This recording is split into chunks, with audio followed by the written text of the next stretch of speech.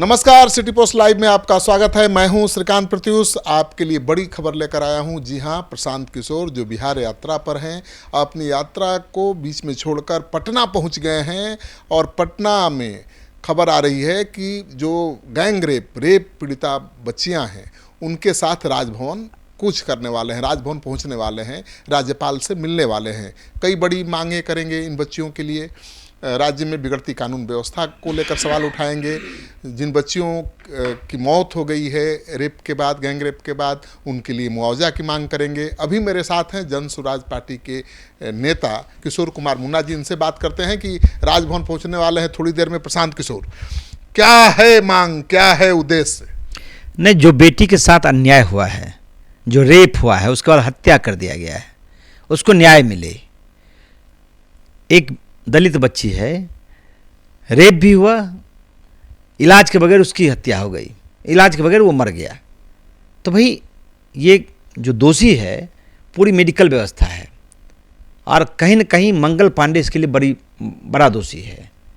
तो उस पर भी कार्रवाई हो, उस बच्ची को न्याय भी मिले, मुआवजा कम से कम 1 करोड़ रुपया दे। कितनी बच्चियों को लेकर प्रशांत किशोर जी जा रहे हैं? लगभग अभी तो 4-5 परिवार है, 4 परिवार है, वो लोग जाएंगे जो विक्टिम है। तो क्या मुख्य मांगे क्या है प्रशांत किशोर की? नहीं, लगातार घटनाएं घट रही है और सरकार सोई हुई है। एक घटना घटी दिल्ली में निर्भया का, तो पूरा एकदम कानून बन गया, देश हिल गया, देश हिल गया।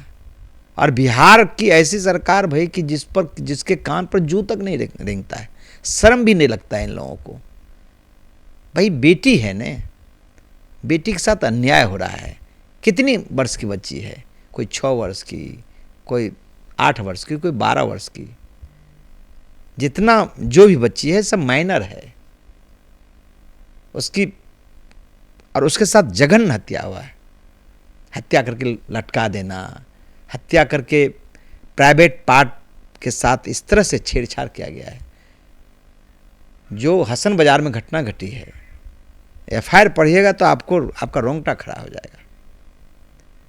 रेप किया उसके साथ सामूहिक, उसके गमछा को उसके अथी में डाल दिया, फिर उससे फांसी लगा दिया। और अपराधी पर कार्रवाई इसलिए नहीं हो रही है कि कहीं न कहीं नीतीश कुमार का जो सरकार है, उसकी प्राथमिकता में लॉ एंड ऑर्डर है ही नहीं। नीतीश कुमार का तो यूएसपी ही है कानून व्यवस्था। भाई वो नीतीश कुमार 2005-2010 का था। अब वो नीतीश कुमार मर चुका है, उसने निर्जीव हो गया है। अब तो अधिकारी चला रहे हैं। नीतीश में कोई जान है क्या? न मानसिक रूप से स्वस्थ है, न शारीरिक रूप से स्वस्थ है। तो राज्यपाल से मिलने से समाधान मिलेगा समस्या का? आपको तो सरकार से मिलना चाहिए, मुख्यमंत्री से मिलना चाहिए। राज्यपाल से इसीलिए कि स्टेट का हेड है वो और केंद्र का प्रतिनिधि भी है। ये सरकार कहीं न कहीं नरेंद्र मोदी के लोग भी चला रहे हैं, उनकी भी जवाबदेही है। राज्य की हालत बदतर है, किसके पास लोग जाएं? तो नरेंद्र मोदी को संदेश देने के लिए राज्यपाल से मिल रहा है। भाई इसको रोकने का कोई न कोई उपाय निकाले, महामहिम एक निर्देश दे कि देखिए जब घटना घटती है ना, तो उसके बाद कार्रवाई त्वरित हो, उसको 5 दिन 1 सप्ताह के अंदर उसका ट्रायल हो जाए, सजा हो जाए। मर्डर में ही फांसी होता है, रेप हुआ है, उसको 1-2 आदमी को फांसी पर लटका दे, कल से घटना रुक जाएगी। आप तो पुराने नेता, अनुभव है आपको, और मैंने भी देखा है 35 साल से बिहार की राजनीति को। बिहार में आए दिन लड़कियों के, दलित लड़कियों के साथ गैंग रेप होती रही हैं, और वीडियो बनाकर भी उसको वायरल किया जाता रहा है। फिर भी किसी राजनीतिक दल ने इसको कभी मुद्दा नहीं बनाया, और आज आप लोग इसको सबसे बड़ा मुद्दा बता रहे हैं। चुनाव है क्या सर? भाई चुनाव, अच्छा एक बताइए आप, मंगल पांडे का घेराव हो रहा था, चुनाव तो 4 महीने के बाद है, लोग भूल जाएंगे। ये चुनाव से नहीं आप उसको जोड़िए। ये इतना संवेदनशील है कि राजनीति करने वाले हर व्यक्ति का, ये चाहे कोई दल के लोग हों, उसका कर्तव्य है। लेकिन राजनीतिक पार्टी जो है ना, वो जाति और धर्म के चाशनी में इतना डूबा हुआ, उसको कुछ दिखता ही नहीं है। उसको लगता है इससे वोट नहीं होना है। भाई हम वोट के लिए थोड़े कर रहे हैं। आपको बिहार सरकार में केवल मंगल पांडे ही दोषी और अपराधी मंत्री दिख रहे हैं? आप बताइए, नीतीश कुमार के मंत्रिमंडल में 1-2 मंत्री को यदि छोड़ दीजिए तो कोई मंत्री नहीं है जो उगाही मंत्री नहीं है। अब मंत्री सिर्फ लगे हुए हैं कि जितना लूटना है लूट लो, ये अंतिम है तो जाना ही है। नहीं तो सब मंत्री जब उगाही में लगे हुए हैं, सब भ्रष्ट हैं, तो केवल मोर्चा अब पांडे के खिलाफ क्यों, मंगल पांडे के खिलाफ? मंगल पांडे के खिलाफ आपने देखा नहीं कि भाई अशोक चौधरी के खिलाफ, मंगल पांडे के खिलाफ, दिलीप जायसवाल, भाई चूंकि घटना भी घटी है, वो बच्ची, दलित बच्ची की मौत हुई है मेडिकल व्यवस्था की वजह से, लापरवाही की वजह से। ये तो नहीं है कि प्रशांत कुमार पांडे हैं इसलिए मंगल पांडे को निशाना बना रहे हैं कि ये छवि मैसेज जाए कि भाई हम किसी को बख्शते नहीं हैं, अपनी जाति के नेता मंत्री को भी। प्रशांत ऐसा लगता है क्या? इस तरह का आदमी नहीं है वो तो व्यक्तिगत मामले में पड़ते भी नहीं है। लेकिन चूंकि भाई घटना घटेगी तो उसके लिए जो दोषी होगा, वो मंगल पांडे हो, अशोक चौधरी, सबसे पहले तो अशोक चौधरी आप जानते ही हैं, तो दलित, वो कहा कि भाई हम दलित हैं, उनकी माता जो है सो भाई कायस्थ है, उनका दामाद जो है सो भाई भूमिहार समाज से हैं, उनकी पत्नी ब्राह्मण है और अपने को दलित कहते हैं। ऐसा दलित कहते हैं कि भाई आप सोच नहीं सकते हैं। भाई दलित नेता तो हैं ही, भले शादी कर लिया है मतलब नहीं, मतलब है कि आपका जो काम है, काम क्या है, इस राज्य में एक से एक दलित लीडर हुए, उसके प्रति लोगों का सम्मान था। आपका क्या सम्मान है? आप सिर्फ राज को लूटने के लिए नाजायज नीति का फायदा उठा रहे हैं। आप अशोक चौधरी पर हमला करने के बहाने या जरिए चिराग पासवान पर भी निशाना साध रहे हैं। भाई आप कह रहे हैं कि अशोक ने टिकट खरीदा बेटी के लिए, तो टिकट बेचा किसने? भाई हम कहाँ कह रहे हैं भाई, टिकट खरीदने के बाद प्रशांत जी क्या कहे?